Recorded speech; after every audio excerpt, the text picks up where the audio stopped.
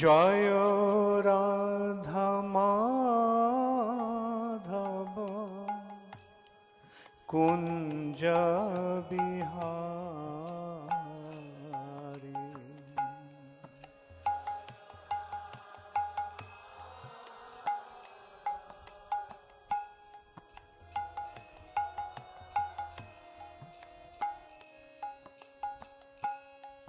গোপীজন বল্লভ গিরিবরধারী।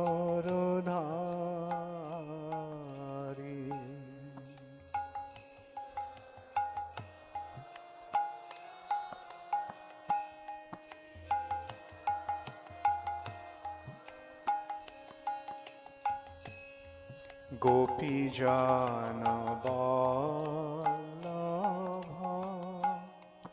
গিরিবরধারী।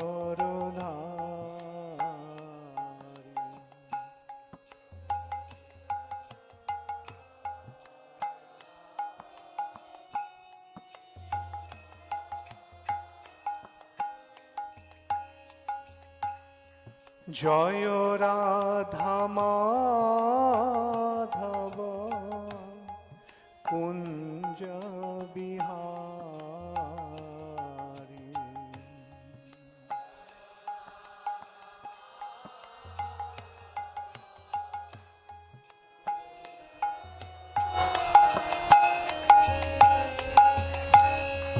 গোপীজন বল্লভ গিরিবরধারী।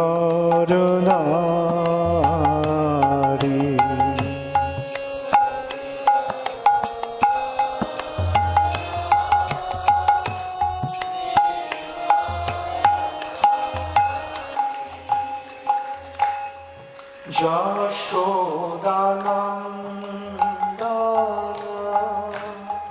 ব্রজ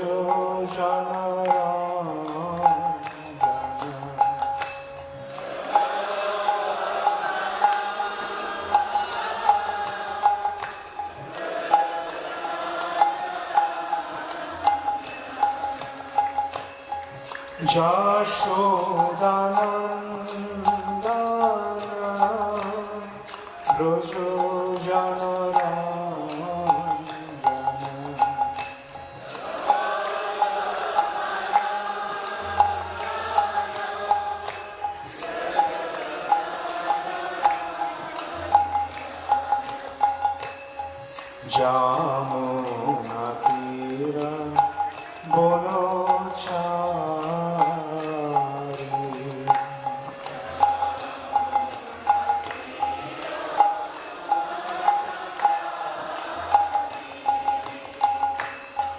যমুনা তীর বনচারী।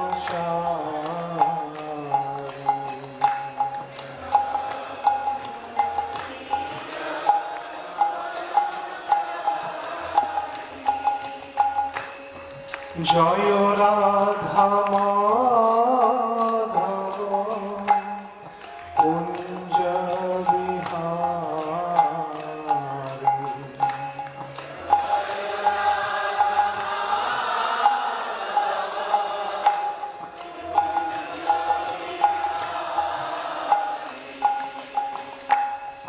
গোপীজন বল্লভ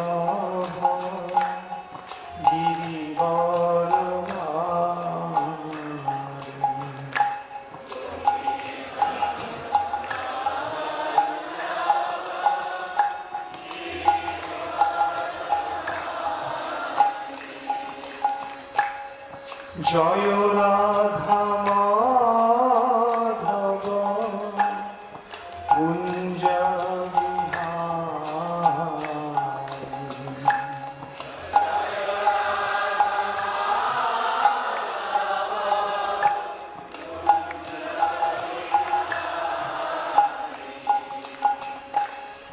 হরে Krishna Krishna Krishna Hare Hare Ram Ram Ram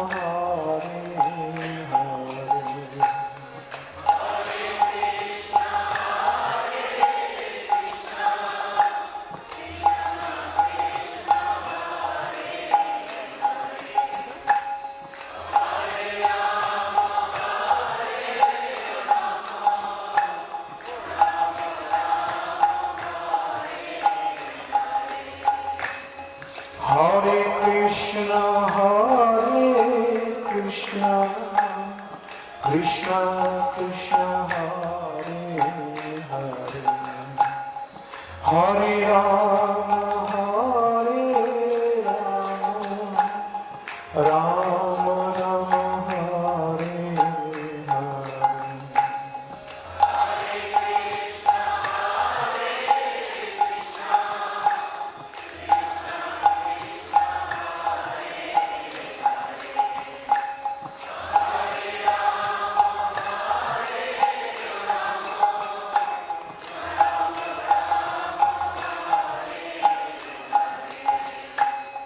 Hare Krishna, Krishna Krishna, Hare Hare, Hare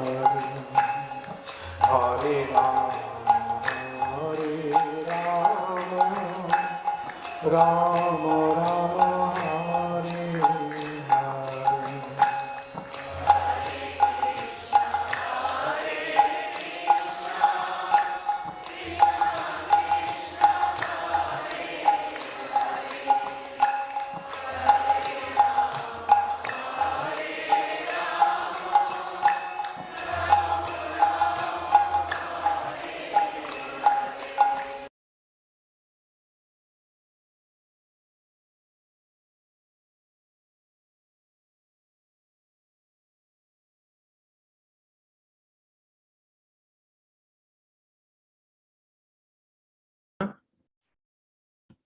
Hare Krishna devotees. We welcome all the devotees who are assembled here for listening the weekly Thursday Guru Maharaj lecture.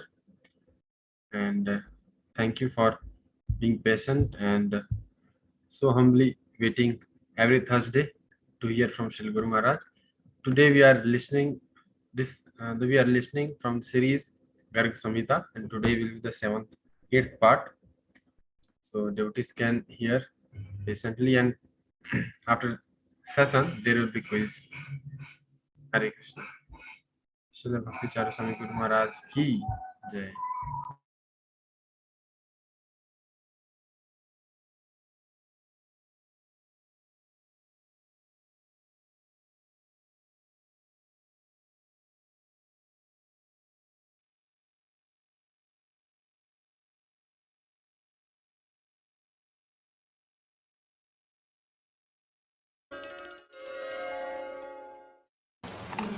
We know Bhakti Vinod Thakur's Bengali songs. Yesterday we sang Bhakti Vinod Thakur's Sanskrit song. What about Bhakti Vinod Thakur's English song? There is a beautiful poetry by Bhakti Vinod Thakur, and it has 21 stanzas. And through these 21 stanzas, he gave the entire Krishna conscious philosophy. The entire process has been presented. And I can tell you, whoever I have shown it to, like very important people, very scholarly persons, very successful individuals, and whoever I showed it to just, became completely enamored by that poetry. Even ordinary, like non-devotees, have been so appreciative. There is one very wealthy person in South Africa. He is quite close to me, and usually I stay at his place when I go there in Cape Town. And he became so interested with this poetry that he sent this poetry in a beautifully printed form to all his friends. And he felt that. And this poetry goes like, I'm sure many of you have read it or heard of it. Alas for those who spend their days in festive mirth and joy. The dazzling, deadly liquid forms their hearts forever employ. So this is the first stanza. What is the first stanza meaning? Alas. Alas means I pity them. I feel bad about those people. Alas for them, alas for those who spend their days. How do they spend their days? In festive mirth and joy. Trying to enjoy this material nature. and dazzling, deadly liquid forms their hearts forever employ. What is the nature of the material nature? That it is dazzling, but deadly. Dazzling, deadly, liquid forms. Liquid form means a form that doesn't really have any duration. Say a fountain. Does it have any form? Just momentary. So the allurements of the material nature, attraction of the material nature is like that momentary allurements. That they don't last. The dazzling, deadly liquid forms, their hearts forever employ. Their hearts are attracted, constantly attracted to that form which is dazzling, deadly, and liquid.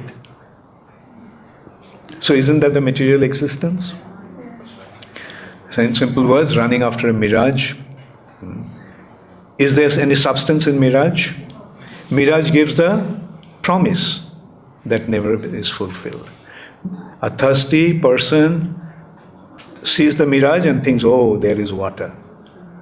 But can he quench his thirst running after mirage? No. Then the next stanza goes like, the shining bottles charm their eyes and draw their heart's embrace.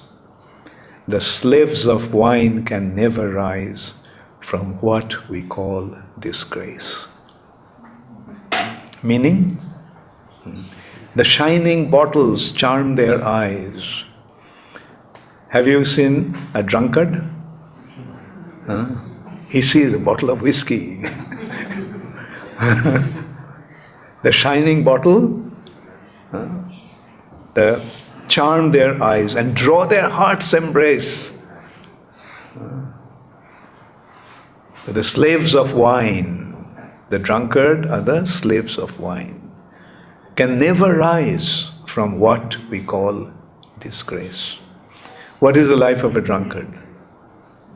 Disgraceful life, isn't it? Rolls in the gutter. But he thinks he's Napoleon Bonaparte. So that is the condition of, like everybody is, do you remember Prabhupada used to often use the word inebriated or inebriety?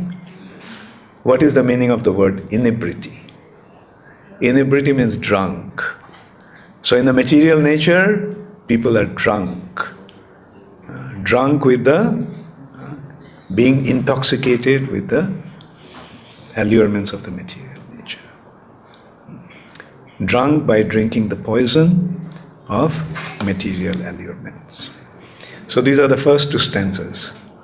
And do you want to hear the last two stanzas? By the way, the name of the poetry is the Sharagrahi Vaishnava. Sharagrahi means, Shara means essence. And Grahi means one who takes, one who accepts.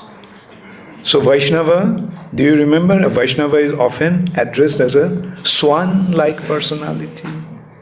What is the special quality of a swan? Yes, separate the milk from water, take the milk, leaves the water. So what does a Vaishnava do? He takes the spiritual from the combination of matter and spirit and leaves the matter. Isn't that the spiritual life mean? Accepting and extracting the spiritual and reject material.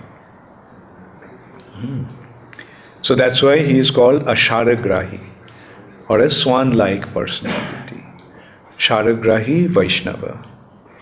So the last two stanzas goes like, O Sharagrahi Vaishnava soul, thou art an angel fair, lead me on to Vrindavan and spirit's power declare.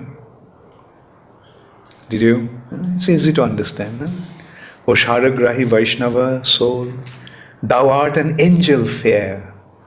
The angel is one who guides one to the Lord. Thou art an angel fair. Lead me on to Vrindavan and spirit's power declare. There rests my soul from matters free upon my lover's arms. Eternal's peace and spirit's soul, spirit's love, eternal peace and spirit's love are all my chanting charms. So it's such a beautiful poetry. I mean, it's such profound, and Bhaktivinoda Thakur is giving such beautiful analogy. One thing probably you have heard, forget the past that slips and never future dream at all. Live with the time that are with thee, and progress thee shall call. How many of you heard this expression? Yes.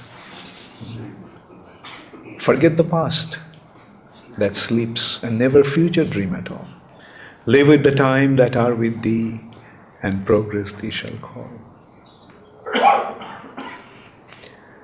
So, anyway, so we'll select a few stanzas. We won't be able to sing all 25, 21 stanzas. I'll select a few and we all will sing this song. That shows actually Bhaktivinoda Thakur's brilliance. Like it's such a, even from English point of view, it's one of the most brilliant poetry. Even when it comes to poetry.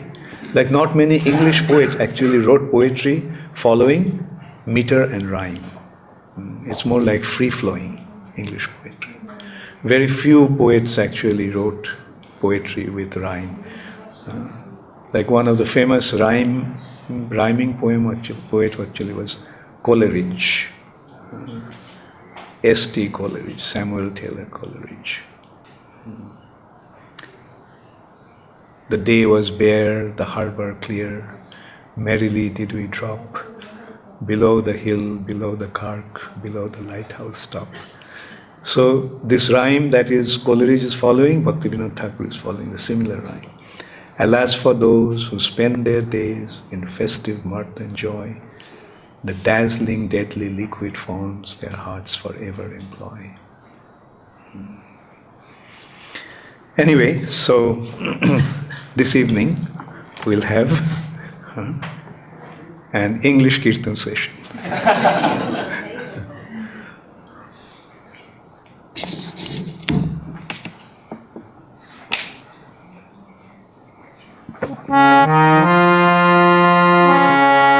Tabo kathamrita tapta jivan kobi bhiririta kalmasha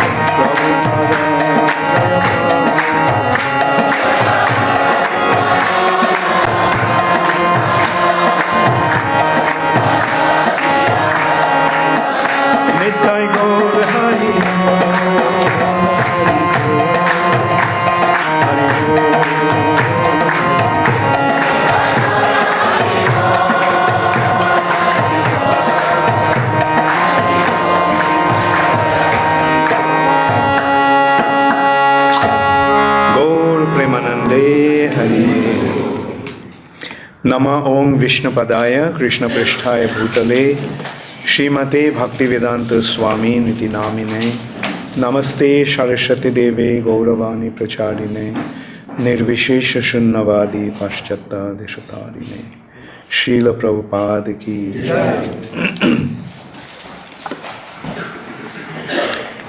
Hare Krishna.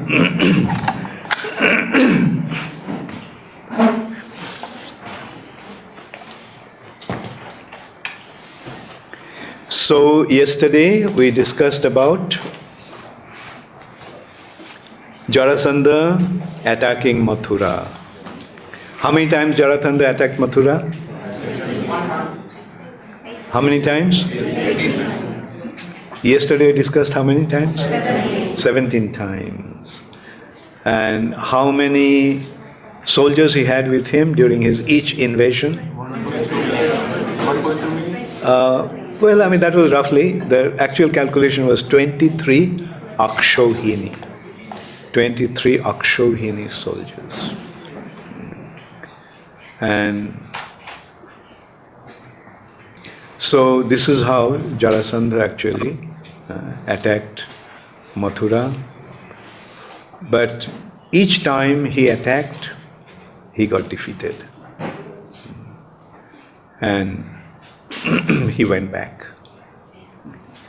Why Krishna let Jarasandha go? Why did Krishna let Jarasandha? Yes, Saraswati? To get some more. Okay. Do you know the recruiting agent? The recruiting agent, actually, he recruits people to be employed. Companies have these recruiting agents. I think in Europe there is, anyway, that is the picture of Leonardo da Vinci's manpower. Yeah. So that's a recruiting agent, manpower. So Jarasandha was the recruiting agent, recruiting the demons and bringing them to Krishna, so that Krishna doesn't have to go and slaughter those demons. They were brought to Krishna and Krishna killed them. So 17 times he did that, and 17 times he got, all these demons got slaughtered. Then finally Jarasandha attacked, again Jarasandha came, 18th time. But this time, Krishna did not kill them, kill the enemy, the demons. Why? Because many of the demons were not to be killed by that time. So they were to be killed there was some more role they had to play in that drama of Krishna, in the pastimes of Krishna. Like Shishupal, Dantavakra, Salya, and Viduratha. So actually Krishna's pastimes is like a drama, is like a play. And they all are playing different roles. Some actors are playing the role of the devotees, and some are playing the role of a demon. But therefore at the end of the play, everyone is getting rewarded. Good acting, very good. Krishna gives him a slap in the back.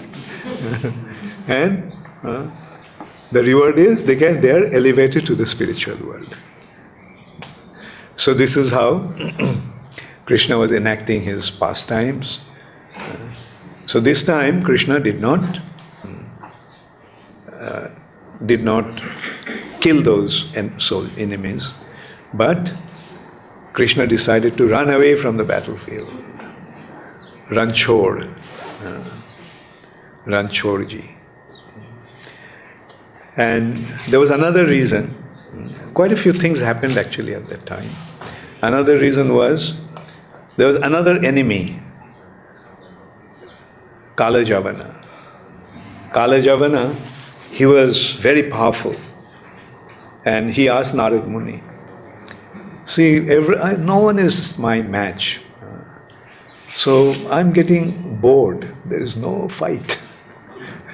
So tell me who I can fight with.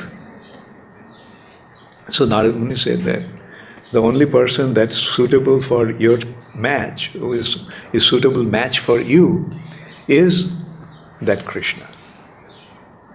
Oh, Krishna, where is he? He is in Mathura.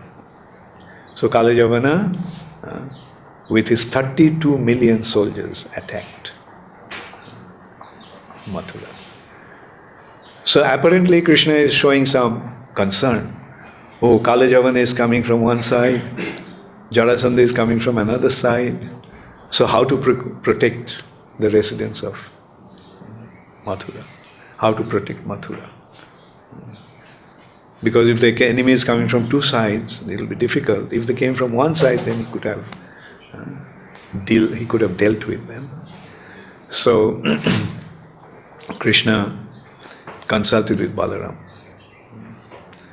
And then finally, they decided that the residents of Mathura will be in great difficulty. So let's make some arrangement for them. So Krishna called Vishwakarma and said, Vishwakarma, build a city in the middle of the ocean. Why in the middle of the ocean? These Jarasandhas are attacking so many times. So if it's in the middle of the ocean, then he won't be able to attack.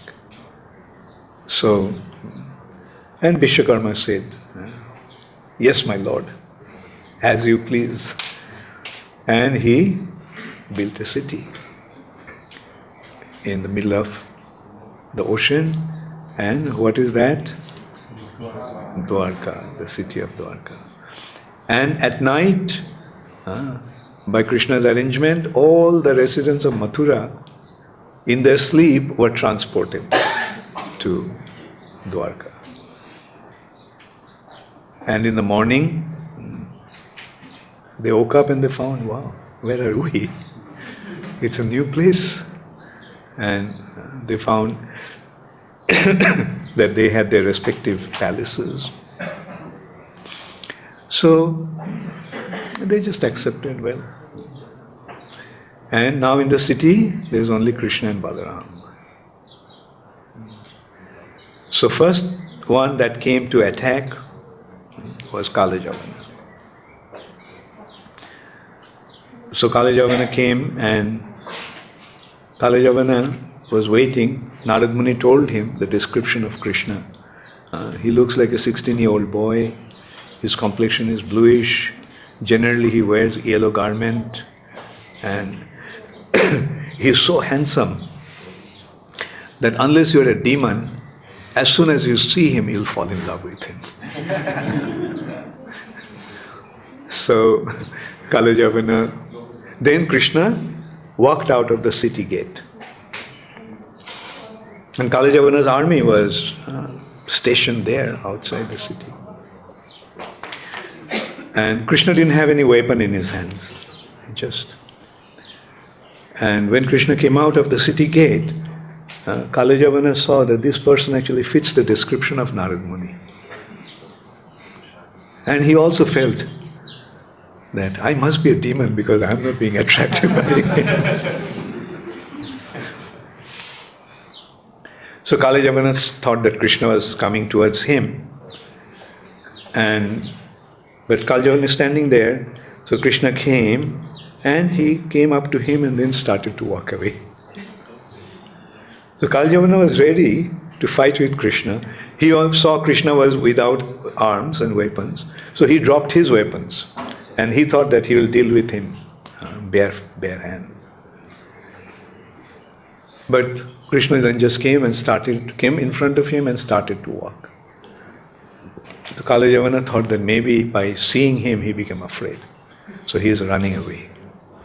So Kalajavana thought that he will catch him and finish him off.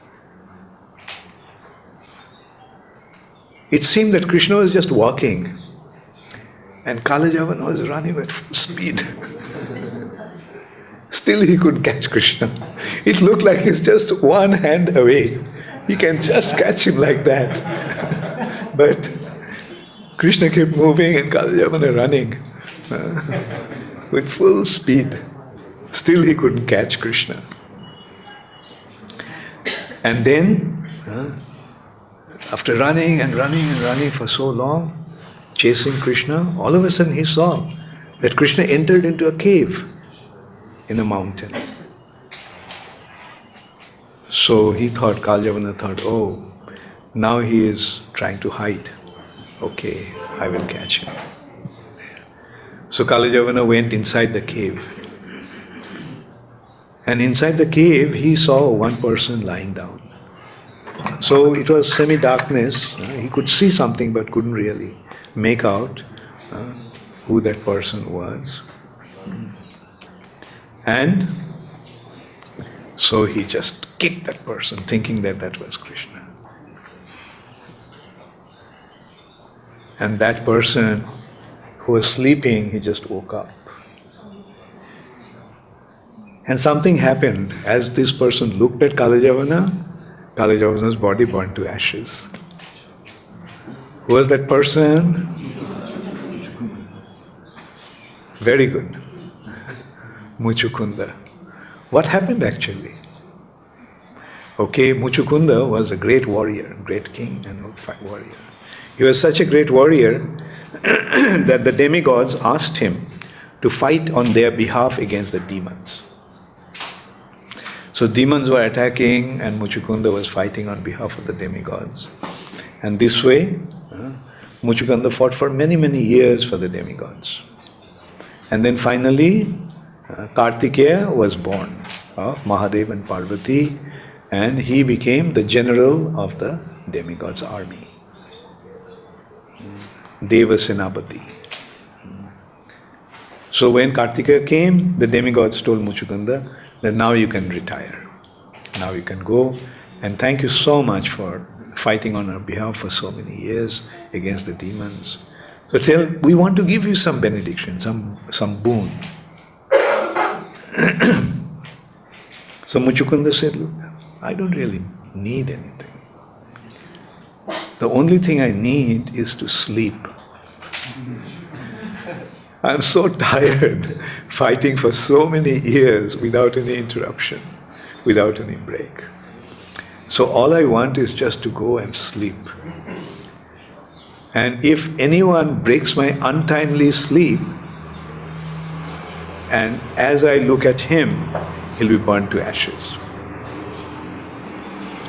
So that's why Krishna tricked Kalyavana to come to the cave where Muchukunda was sleeping, and this is how he got burnt. Krishna himself didn't have to kill Kalyavana. There's another reason behind that.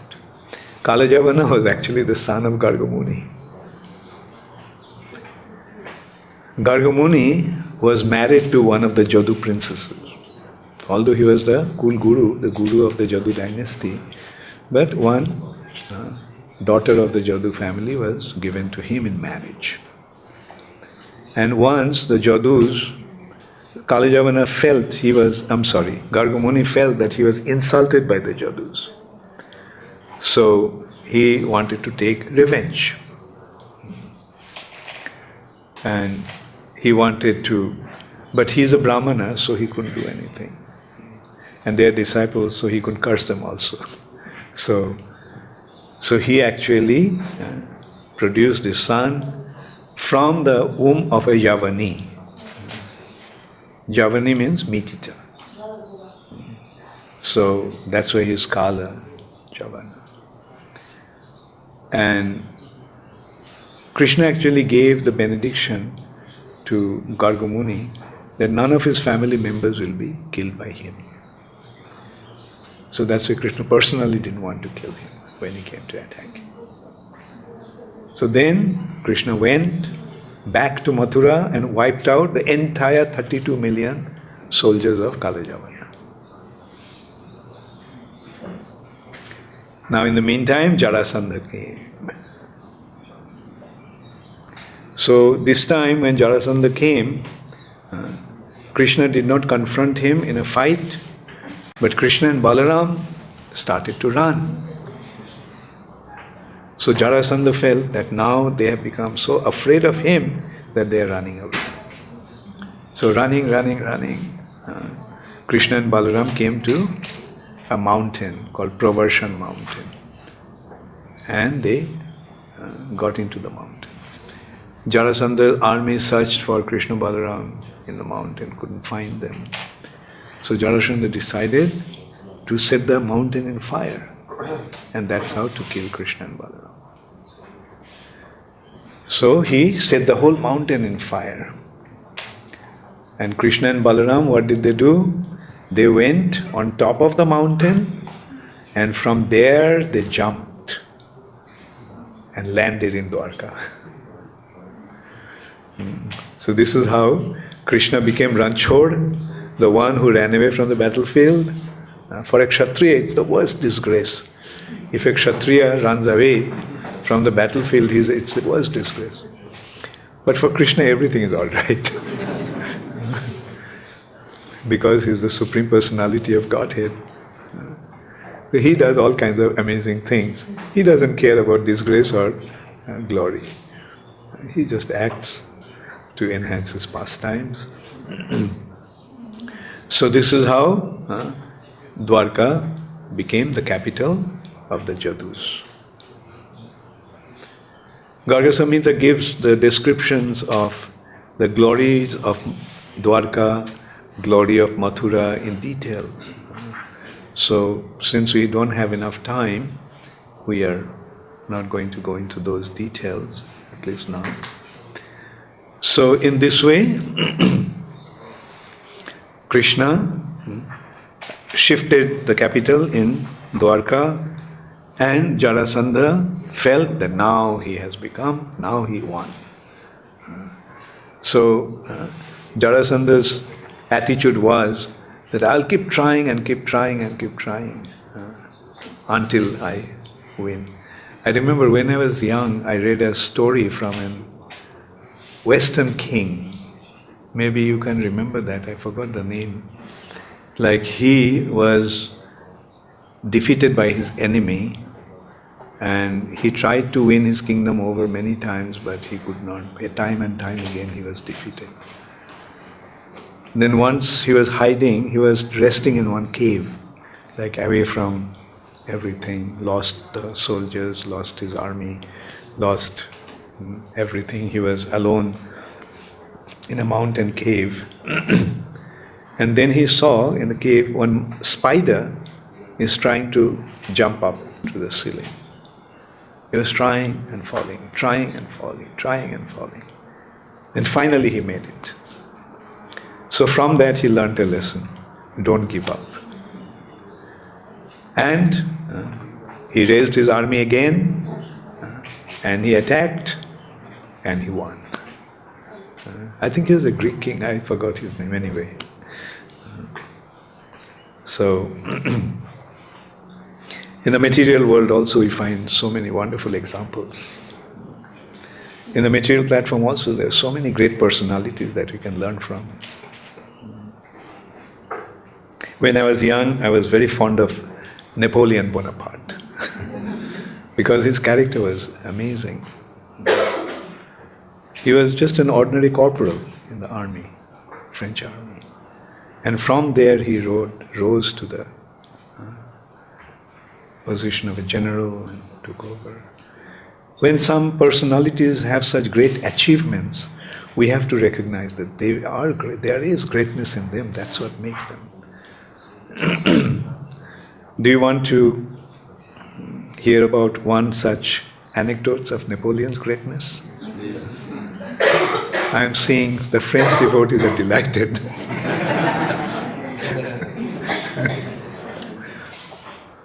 So,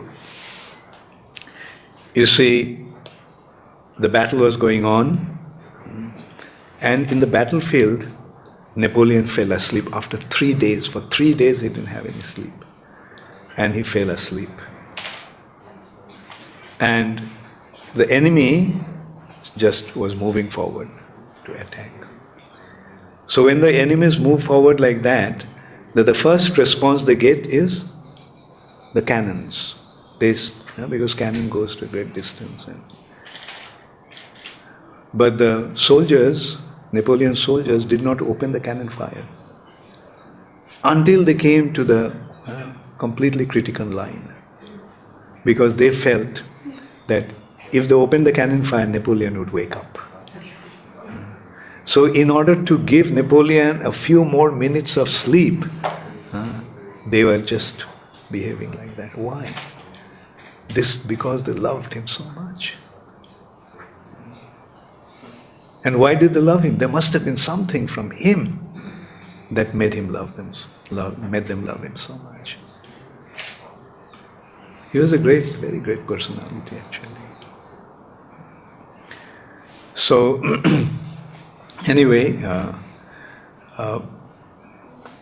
so this is how Krishna actually dealt with Jarasandha, and Jarasandha finally thought that he won. Krishna ran away. He also wouldn't give up. 17 times. So he was defeated, but now he thought that finally I won. And so this is how Jarasandha got, Krishna fulfilled his desire. Okay, you want to win. You want to feel that you won. Go ahead. But for how long will your victory last? Isn't it? In the material nature, for how long can we enjoy our victory or achievements or glories? Ultimately, time takes its own course. And who is time? Who is time? Kala? Madhavendra, you are murmuring something? Yes, but Kala or time is an expansion of Balaram. So, in this material nature, actually, Krishna's glance is manifesting in the form of time. Everything is happening on time, in the context of time. So, okay, now there was a king called Raivata from a place called Kushasthali. And King Raivata had 100 sons and 1 daughter. And this daughter was most beautiful, and she was most endowed with most wonderful qualities. So King Raivata started to wonder, who is my daughter's appropriate husband? So he decided to go to Brahmaloka. He decided to go to Lord Brahma and ask him, who is the suitable match for his daughter? So this way we can see that the parents' big responsibility is to get the daughters married. Like they get real headache. Even those days, King Raivata felt that headache to find a suitable husband. And he went all the way to Brahma to find out who is the suitable match for my daughter. So at that time, Brahma was listening to some music by one Apsara called Purvachitti. And so some time went by. So when the performance ended, he approached, King Raivata approached Brahma and said, my lord, I just came here to find out a suitable husband for my daughter. So Brahma said, like 1 second of Brahmalok here is like a yuga in the material nature. Can you imagine how much time has passed there? He said, none of your family members are alive. Like everyone is gone, none of your friends are alive. So many yugas have went by in your finding out who is going to be the husband of your daughter. Anyway, now on the earth planet, it is the 28th Chaturjuga of Vaivashata Manvantar, and it is the Dwapar Yuga of Vaivashata Manvantar. 28th Chaturjuga. So Krishna and Balaram, the Supreme Personality of Godhead, have appeared on the earth planet. And the eternal husband of your daughter is Balaram. So go and offer your daughter to him. So Raivata actually, King Raivata came and he saw the whole universe has changed so much, like especially the earth planet. And so he came and he offered his daughter to Balaram. Now she was from another yuga. Her height was like a mountain. And Balaram was only about 5 feet 10 inches. That was 5'10", 5'11" was Krishna's height. So what did Balaram do? He took his plow, put it on Revati's shoulder, and she became small, of his size. So this is how Balaram got married to Revati. So that naturally the first son is getting married. With great pomp it was arranged, the marriage. So this is how Balaram got married to Revati. And so now Krishna and Balaram are in Dwarka, and there was a very, very powerful and very noble king called Bhishmaka in the country of Vidarbha. And he had a daughter who was extremely beautiful and endowed with most wonderful qualities. So one day when Narad Muni was in King Vidarbha's palace, King Vidarbha asked, "Look, my daughter is getting old, of marriageable age."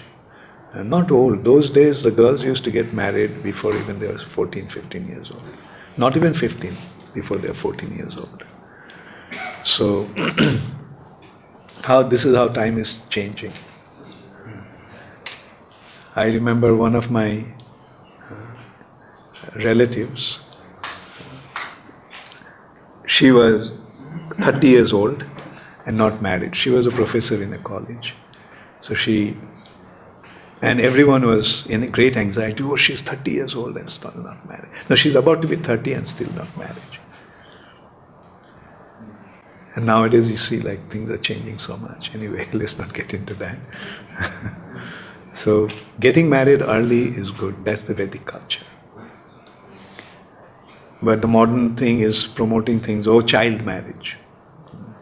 I heard that my grandmother got married when she was 6 years old. They got married, but they didn't move into the husband's house. They got married, but stayed in the father's house, and then at a suitable age, they came to the husband's house. So,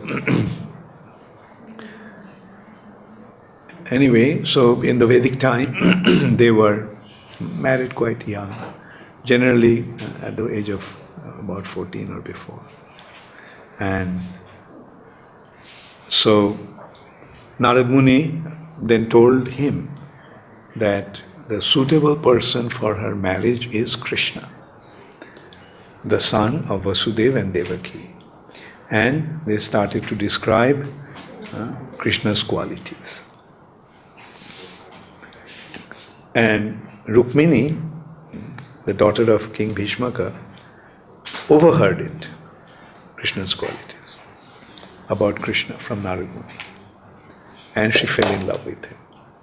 She felt that if at all I get married, then this is the person I'll get married to, no one else. I'm giving my heart to this person.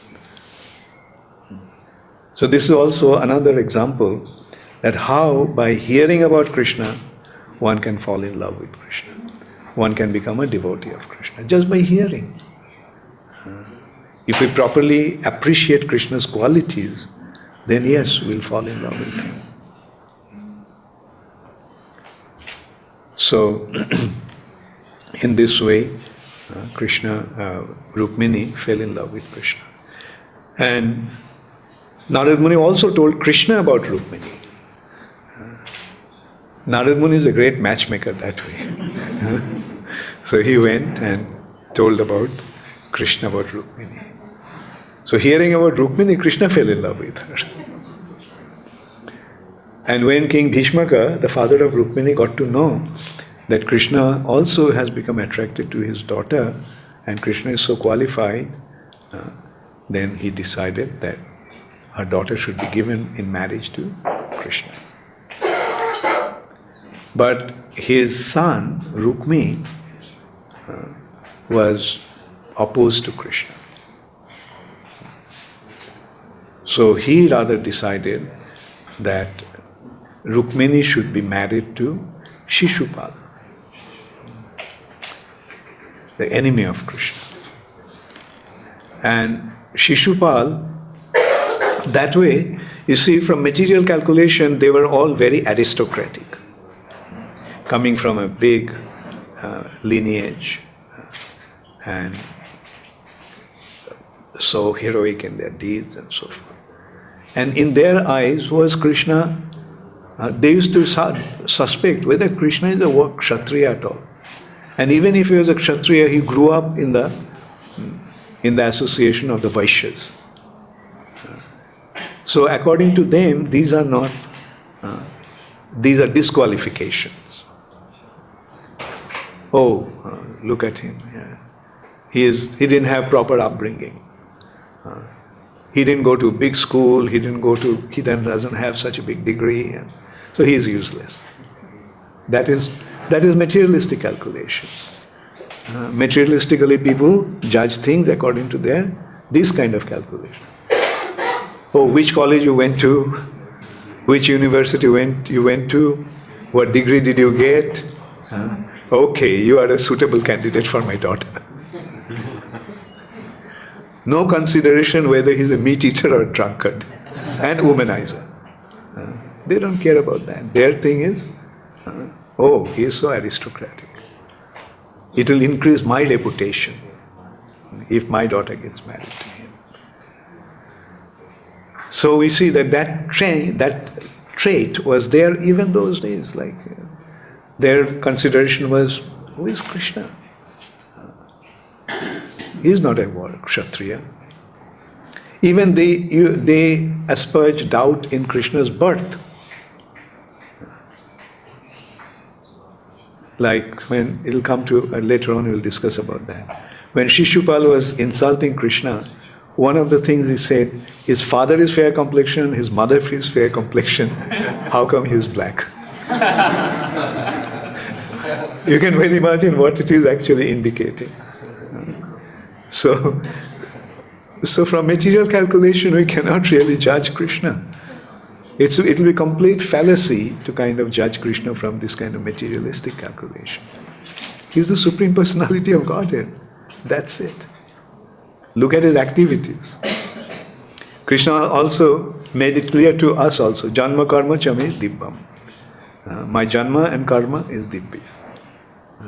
But out of janma and karma, which one is more prominent, more important? Janma or karma? Right. One should be judged by his activities, by his ability and efficiency, and not by birth. As a matter of fact, in this age, the demons are born in these aristocratic Brahmana families. Meaning, since the Brahmanas are considered to be the highest, according to the Vedic culture, but there is a total Varna Shankar, admixture. It's difficult to figure out. From the birth, we cannot really make out who is who. We can find Sudras having Brahminical qualities. What to speak of Sudras? Those are even outside of Vedic culture.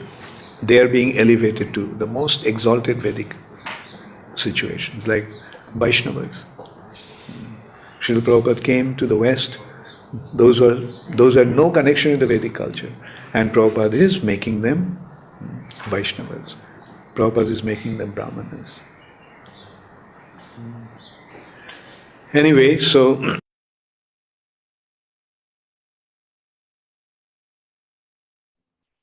Hare Krishna devotees. Thank you everyone for patiently hearing. So we will hear the next part of this in our next series. We'll continue this on next Thursday. So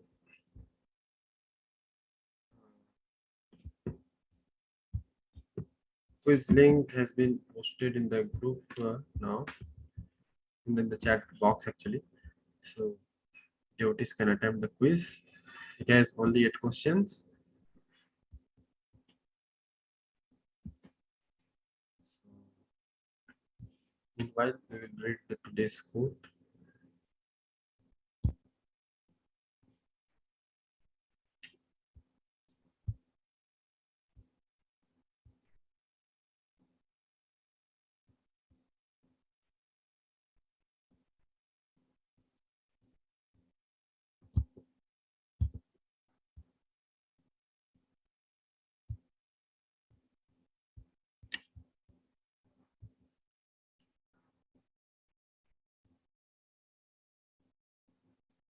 So 9th December.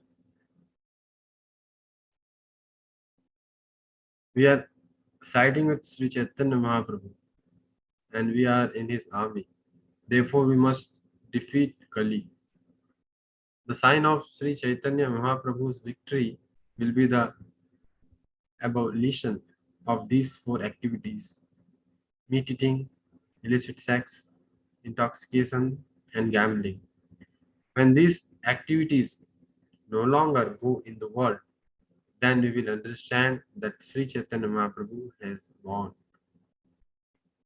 Seminar on Brahmacharya, Radha Desh, 9th December 2000. Jai Shri Bhakti Charu Swami Maharaja ki. So, this link we have posted in the chat box. I request devotees they can attempt. You'll also see the results.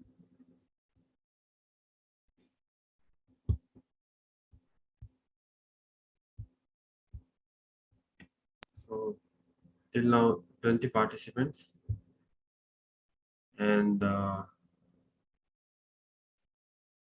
so devotees are still attempting the quiz. So, you can wait for a while. Devotees are. Oh!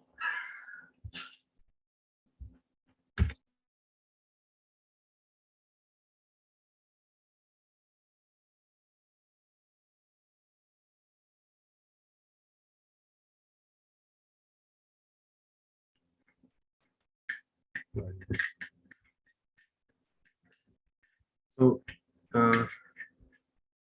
there are 21 participants.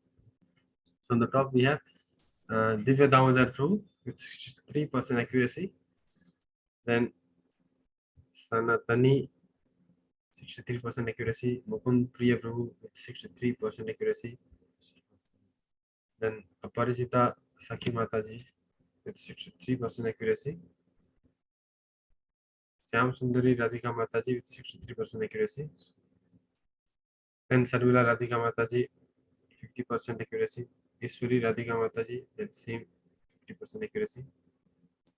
Roni Kapoor Prabhu, MB Syamantika, all 50% accuracy. Prematar Prabhu with 38% accuracy. Charu Sakhi Mataji, same 38% accuracy. So let's refresh again. 21 participants, 75% accuracy. Divya Damodar Prabhu, Mukund Priya Prabhu, and Aparajita Sakhi Mataji. Then Sanatani, 63% accuracy. and Arpita Paul Mataji, Syam Sundari Radhika Mataji.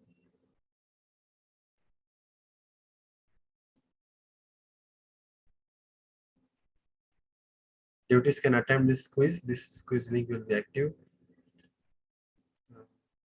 11th of December. So we'll share the today's session as well as quiz link in the group. So till now 22 participants and